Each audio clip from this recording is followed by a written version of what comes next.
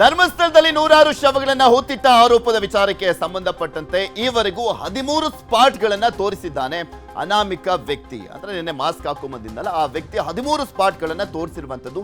ಇನ್ನೂ ಕೆಲವು ಸ್ಪಾಟ್ಗಳಿದ್ದಾವೆ, ಅದನ್ನ ಇವತ್ತು ತೋರಿಸಲಿದ್ದಾನೆ ಅಂತ ಹೇಳಲಾಗ್ತಾ ಇರುವಂತದ್ದು. ಇನ್ನು ಅನಾಮಿಕ ತೋರಿಸಿರುವಂತ ಜಾಗದಲ್ಲಿ ಇಂದು ಉತ್ಖನನವನ್ನ ಕೂಡ ಮಾಡಲಾಗುತ್ತೆ. ಅಂದ್ರೆ ಆತ ಏನು ಹೂತಿಟ್ಟಿದ್ದೇನೆ ಅಂತ ಹೇಳ್ತಾ ಇದ್ದಾನೆ, ಶವಗಳನ್ನ ಮಣ್ಣು ಮಾಡಿದ್ದೇನೆ ಅಂತ, ಆ ಒಂದು ಜಾಗವನ್ನ ತೆಗೆಯುವಂತ ಕೆಲಸವನ್ನ ಮಾಡಲಾಗುತ್ತೆ.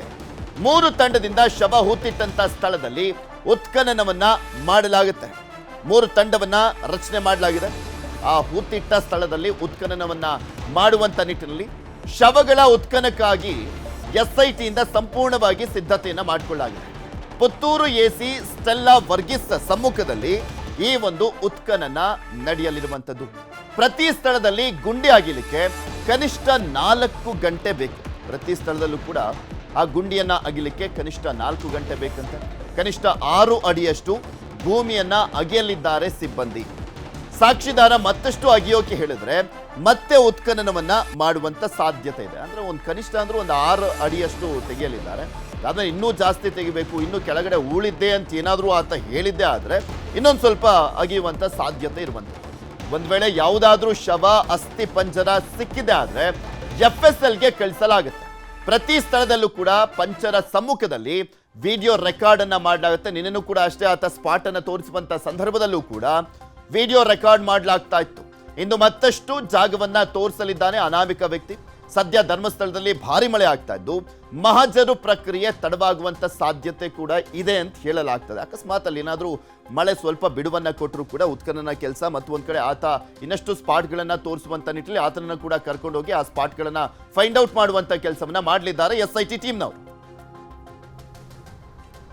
ಇನ್ನು ಧರ್ಮಸ್ಥಳದಲ್ಲಿ ನೂರಾರು ಶವಗಳನ್ನ ಹೂತಿಟ್ಟಂತ ಆರೋಪದ ವಿಚಾರಕ್ಕೆ ಸಂಬಂಧಪಟ್ಟಂತೆ ಗುರುತು ಮಾಡಿದ ಜಾಗದಲ್ಲಿ ಗುಂಡಿಯನ್ನ ಅಗಿಸ್ಲಿಕ್ಕೆ SIT ರೆಡಿ ಆಗಿದೆ, ಸಿದ್ಧತೆಯನ್ನ ಮಾಡಿಕೊಂಡಿದ್ದಾರೆ.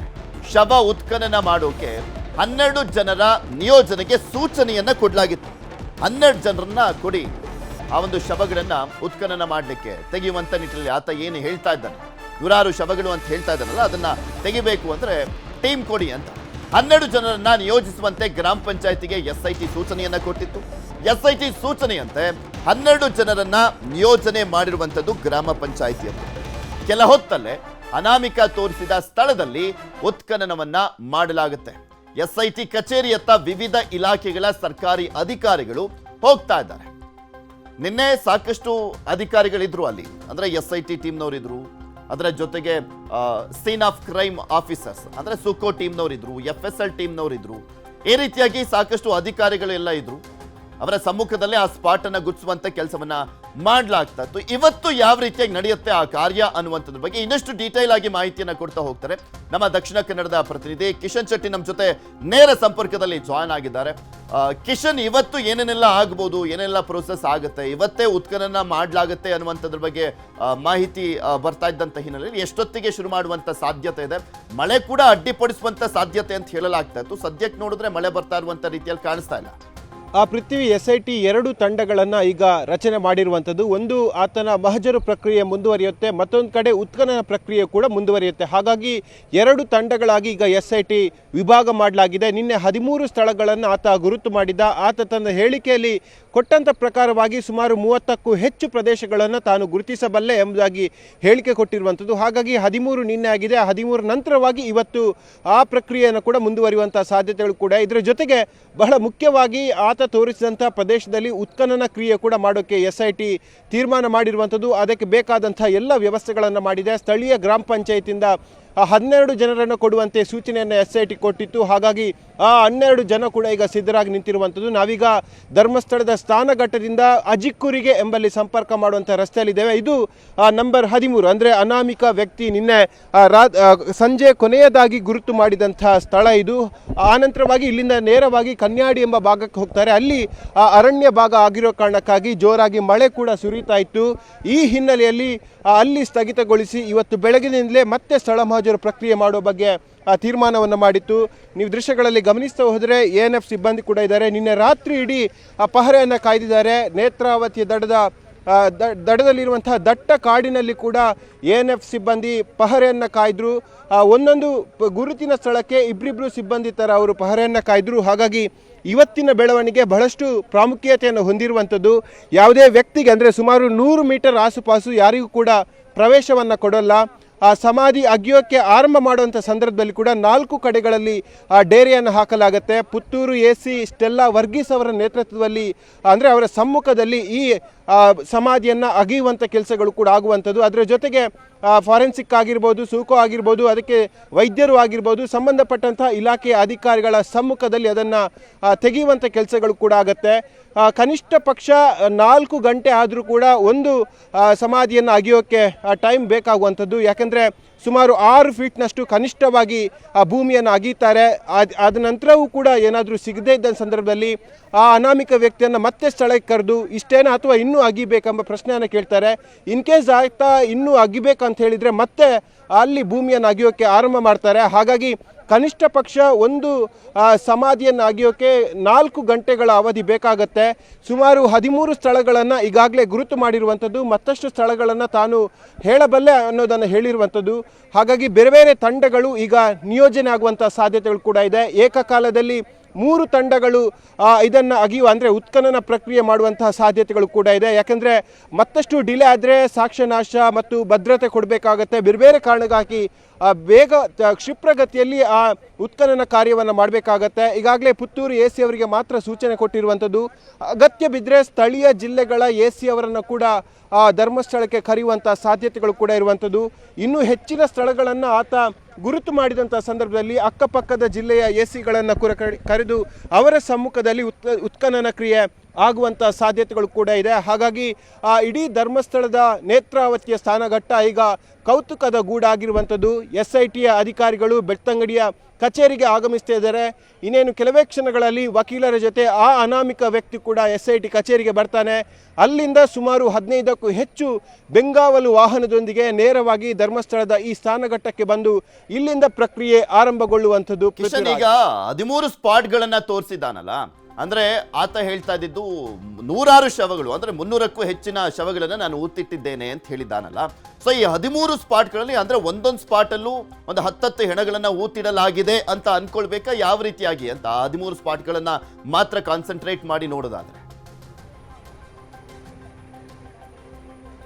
ಪೃಥ್ವಿ ಆತ ಕೊಟ್ಟಂಥ ಹೇಳಿಕೆ ಪ್ರಕಾರವಾಗಿ ಒಂದು ಸ್ಪಾಟಲ್ಲಿ ಒಂದು ಹೆಣ ಮಾತ್ರ. ಯಾಕಂದರೆ ಆತ ತನ್ನ ಹೇಳಿಕೆಯಲ್ಲಿ ಕೊಟ್ಟಿರುವಂಥದ್ದು, ನಾನು ಕಲ್ಲೇರಿ ಭಾಗದಲ್ಲಿ ಒಂದು ಶಾಲಾ ಬಾಲಕಿಯ ಹೆಣವನ್ನು ಹೂತು ಹಾಕಿದ್ದೇನೆ. ಅದೇ ರೀತಿಯಾಗಿ ಆ ಕಾಡಿನಲ್ಲಿ ಹಲವು ಜನರ ಅಂದರೆ ಬೇರೆ ಬೇರೆ ಭಾಗಗಳಲ್ಲಿ ಬೇರೆ ಬೇರೆ ಸಮಾಧಿಗಳನ್ನು ಅಂದರೆ ಅವರನ್ನು ಹೂತು ಹಾಕಿದ್ದೇನೆ ಎಂದು ಹೇಳಿರುವಂಥದ್ದು. ನಿನ್ನೆ ಸ್ಥಳ ಮಹಜರು ಮಾಡುವಂಥ ಸಂದರ್ಭದಲ್ಲಿ ಕೂಡ ಅಷ್ಟೇ ಕೇವಲ 10-30 ಮೀಟರ್ ವ್ಯಾಪ್ತಿಯಲ್ಲಿ ಒಂದೊಂದು ಪ್ರದೇಶವನ್ನು ಆತ ಗುರುತು ಮಾಡಿ ಹೇಳಿರುವಂಥದ್ದು. ಹಾಗಾಗಿ ಸದ್ಯ 13 ಪ್ರದೇಶವನ್ನು ನೋಟ್ ಮಾಡಲಾಗಿದೆ. ಹಾಗಾಗಿ 13 ಕಳೆ ಬರ ಸಿಗುವಂಥ ಸಾಧ್ಯತೆಗಳು ಕೂಡ ಇದೆ ಮತ್ತು ಅಗಿದಾಗ ಏನು ಸಿಗದಿರುವಂಥ ಸಾಧ್ಯತೆಗಳು ಕೂಡ ಇದೆ.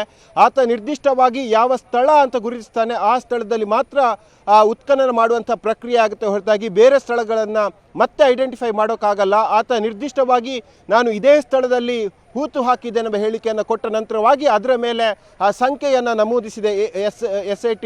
ಈ ನಿಟ್ಟಿನಲ್ಲಿ ಆ ಸಂಖ್ಯೆ ನಮೂದಿಸಿದ ಕೆಳಭಾಗದಲ್ಲಿ ಮಾತ್ರ ಉತ್ಖನನ ಆಗುತ್ತೆ. ಹಾಗಾಗಿ 13 ಜಾಗಗಳಲ್ಲಿ 13 ಕಳೆ ಬರ ಸಿಗುವಂಥ ಸಾಧ್ಯತೆಗಳು ಕೂಡ ಇದೆ, ಸಿಗದೇ ಇರುವಂತಹ ಸಾಧ್ಯತೆಗಳು ಕೂಡ ಇದೆ. ಒಟ್ಟಿನಲ್ಲಿ 13 ಸ್ಪಾಟ್ಗಳನ್ನ ತೋರಿಸಿದ್ದಾನಲ್ಲ, ಮೊನ್ನೆ ಎಲ್ಲ ಹೇಳ್ತಾ ಇದ್ರು ಗ್ರಾಮ ಪಂಚಾಯತಿಯ ಅಧ್ಯಕ್ಷರನ್ನ ನೀವೇ ಮಾತನಾಡಿಸಿದ್ರಿ, ಮತ್ತೊಂದ್ ಕಡೆ ಅಲ್ಲಿನ ಸದಸ್ಯರು ಕೂಡ ಮಾತನಾಡುವಂತ ಸಂದರ್ಭದಲ್ಲಿ ಹೇಳ್ತಾ ಇದ್ರು ನಮ್ಮ ಹತ್ರ ಎಲ್ಲ ಡೀಟೇಲ್ಸ್ ಇದೆ, ಶವಗಳ ಲೆಕ್ಕ ಇದೆ, ಅನಾಥ ಶವಗಳನ್ನ ಊತಿಸಲಾಗಿತ್ತು ಅನ್ನುವಂಥದ್ದನ್ನೆಲ್ಲ ಹೇಳ್ತಾ ಇದ್ರಲ್ಲ. ಈಗ ಗ್ರಾಮ ಪಂಚಾಯತಿಯವರು ಏನಾದರೂ ಹೇಳ್ತಾ ಇದಾರೆ ಈ ಸ್ಪಾಟ್ಗಳನ್ನ ಗುರುತಿಸಿದ ಬಳಿಕ, ಇಲ್ಲ ಅದೆಲ್ಲವೂ ಕೂಡ ನಮಗೆ ಗೊತ್ತಿರುವಂಥದ್ದು ಲೆಕ್ಕ ಇರುವಂಥದ್ದೇ ಅನ್ನುವಂಥದ್ರ ಬಗ್ಗೆ ಏನಾದರೂ ಹೇಳಿದಾರ? SIT ಅವರು ಅವ್ರನ್ನೂ ಕೂಡ ಏನಾದರೂ ವಿಚಾರಣೆಗೆ ಮಾಡಿದಾರ?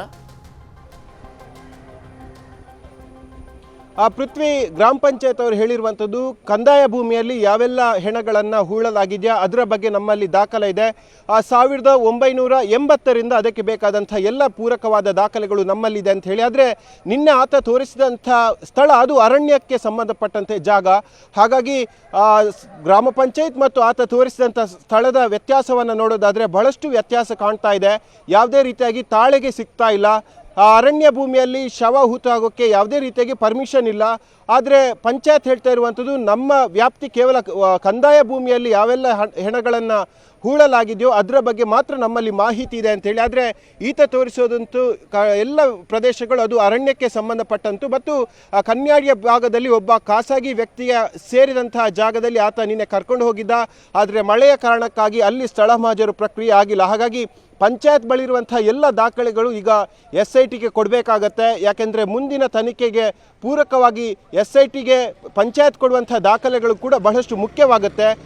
ಪಂಚಾಯತ್ನ ಉಪಾಧ್ಯಕ್ಷರು ಸದಸ್ಯರು ಎಲ್ಲ ಹೇಳ್ತಾ ಇದ್ರು, ಆಗ ಧರ್ಮಸ್ಥಳ ಪಂಚಾಯತ್ ವ್ಯಾಪ್ತಿಯಲ್ಲಿ ಆದಂತಹ ಅಸಹಜ ಸಾವು ಆಗಿರ್ಬೋದು, ಗುರುತು ಪತ್ತೆ ಆದಂಥವರು, ಪತ್ತೆ ಆಗದೇ ಇದ್ದಂಥವರು ಸತ್ತು ಹೋದರೆ ಅವರ ವಾರಿಸುದಾರರು ಬರದೇ ಇದ್ದಂಥ ಸಂದರ್ಭದಲ್ಲಿ ಪೊಲೀಸರ ಸಮಕ್ಷಮದಲ್ಲಿ ಅದನ್ನು ನಾವು ಹೂಳ್ತಾ ಇದ್ದೀವಿ ಅಂಥೇಳಿ. ಅದು 2003ರಿಂದ ಇರುವಂಥದ್ದು.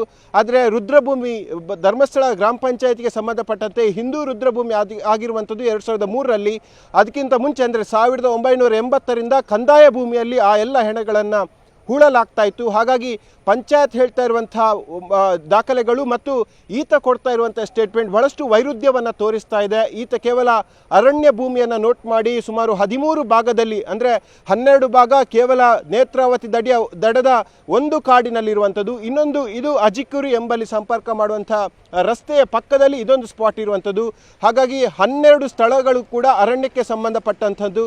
ಇದನ್ನು ಪಂಚಾಯತ್ ಯಾವ ರೀತಿಯಾಗಿ ಸಮರ್ಥನೆ ಕೊಡುತ್ತೆ, ಯಾವ ರೀತಿಯಾಗಿ ಸ್ಪಷ್ಟನೆ ಕೊಡುತ್ತೆ ಎಂಬುದನ್ನು ಕಾದು ನೋಡಬೇಕಾಗಿದೆ. ಇನ್ನೊಂದರ ಜೊತೆಗೆ ಸುಜಾತ ಭಟ್ ಅವರ, ಅಂದರೆ ಅನನ್ಯ ಭಟ್ ಅವರ ತಾಯಿ ಸುಜಾತ ಭಟ್ ಅವರ ಪರ ವಕೀಲರು ಅವರು ಸರ್ಕಾರಕ್ಕೊಂದು ಮನವಿಯನ್ನು ಮಾಡಿದ್ದಾರೆ. ಇಲ್ಲಿನ ಪಂಚಾಯತ್ ಉಪಾಧ್ಯಕ್ಷರು ಸುಳ್ಳು ಹೇಳಿಕೆಗಳನ್ನು ಕೊಟ್ಟಿದ್ದಾರೆ. ಹಾಗಾಗಿ ಅವರನ್ನು ನೇರವಾಗಿ ವಿಚಾರಣೆ ಮಾಡಬೇಕು ಎಂಬ ಮನವಿಯನ್ನು ಸರ್ಕಾರಕ್ಕೆ ಕೂಡ ವಕೀಲರು ಮಂಜುನಾಥ್ ಕೊಟ್ಟಿರುವಂಥದ್ದು. ಈ ನಿಟ್ಟಿನಲ್ಲಿ SIT ಈ ಪಂಚಾಯತನ್ನು ಯಾವ ರೀತಿಯಾಗಿ ಗಣನೆಗೆ ತೆಗೆದುಕೊಳ್ಳುತ್ತೆ ಎಂಬುದು ಬಹಳಷ್ಟು ಕುತೂಹಲವನ್ನು ಕೇಳಿಸಿರುವಂಥದ್ದು. ಪೃಥ್ವಿ, ಓಕೆ, ನೋಡ ಏನೇನಾಗುತ್ತೆ ಅಂತ. ಧನ್ಯವಾದ ಕಿಶನ್ ನಿಮ್ಮೆಲ್ಲ ಮಾಹಿತಿಗಾಗಿ. ಇದೇ ಇಂಟ್ರೆಸ್ಟಿಂಗ್ ಅನಿಸ್ತಾ ಇರುವಂಥದ್ದು. ಬಿಕಾಸ್ ಗ್ರಾಮ ಪಂಚಾಯತಿ ಹೇಳ್ತಾ ಇರುವಂಥ ಭೂಮಿ ಮತ್ತೆ ಲೆಕ್ಕ ಬೇರೆ, ಆದರೆ ಈತ ತೋರಿಸ್ತಾ ಇರುವಂಥ ಭೂಮಿ ಮತ್ತೆ ಲೆಕ್ಕಗಳು ಬೇರೆ ಆಗಿರುವಂಥ ಕಾರಣಕ್ಕೋಸ್ಕರ. ಸೊ ಹಾಗಾದ್ರೆ ಈಗ ಅಲ್ಲಿರುವಂಥ ಎಣಗಳು ಯಾವ್ದ್ಯಾವುದು, ಯಾರು ಅಲ್ಲಿ ಉಣ್ಸೋದಕ್ಕೆ ಹೇಳಿದ್ದು ಅನ್ನುವಂಥದ್ರ ಬಗ್ಗೆನೇ ಈಗ ತನಿಖೆ ನಡೀಬೇಕಾಗಿದೆ. ನೋಡೋಣ, ಅದೆಲ್ಲದ್ರ ಬಗ್ಗೆ ನೆಕ್ಸ್ಟ್ ಅಪ್ಡೇಟ್ಸ್ ಅನ್ನ ಕೊಡ್ತಾ ಹೋಗ್ತೀವಿ.